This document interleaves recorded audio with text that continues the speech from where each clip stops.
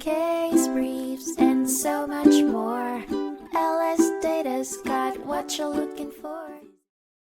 In 2001, the United States Court of Appeals for the Ninth Circuit heard Federal Trade Commission vs. Gill, a case that highlighted the illegality of making false or misleading statements about a consumer's credit to credit reporting agencies, as outlined in the Credit Repair Organizations Act and the FTC Act.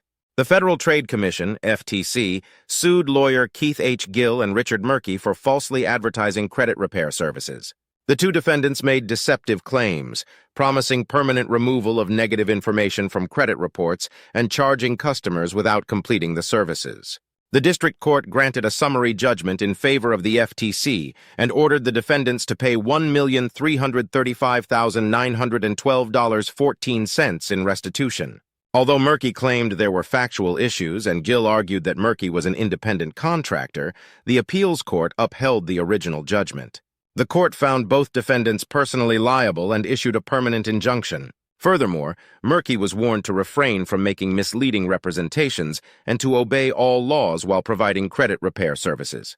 The case emphasized the importance of the Credit Repair Organizations Act in protecting the public from unfair and deceptive practices within the credit repair industry.